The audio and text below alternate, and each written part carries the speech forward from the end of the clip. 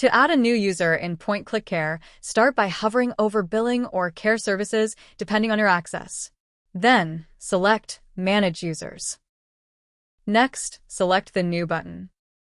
A pop-up screen will appear. Not all fields need to be filled out, so let's go over the required ones. For long username, enter the user's first and last name. In the Initials field, enter their initials. If another user already has those initials, you can add a special character, number, or middle initial.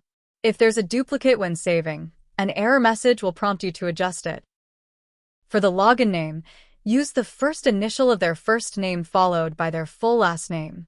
If a duplicate exists, you can add a number at the end. Next, in the Department drop-down, select the appropriate department. In most cases, this will be nursing. Then, under Position, select the appropriate role. For example, if adding a nurse, choose Licensed Practical Nurse. Other available options include Caregiver, Resident Companion, or Assistant Director of Nursing. If your community has secure conversations enabled, you will need to assign a standard role. If you're unsure whether this applies, check with your Regional Wellness Director. For this example, I'll type Licensed in the search box and select the appropriate role from the list. Now, enter a temporary password. I will use welcome #123 with a capital W. Then retype the password again. This is all that needs to be entered on the screen. Select Save and Next at the bottom. If an error message appears stating that the login name is not unique, update it by adding a number. Then, re-enter the temporary password and click Save and Next again. Now, you'll need to assign a role to the new account. Common roles include SIG Nursing, Wellness Director, and Caregiver. Select the appropriate role for the user's position.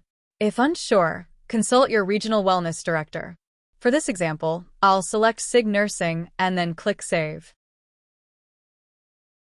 If second-factor authentication is enabled at your community, you'll need to assign a badge to the new user.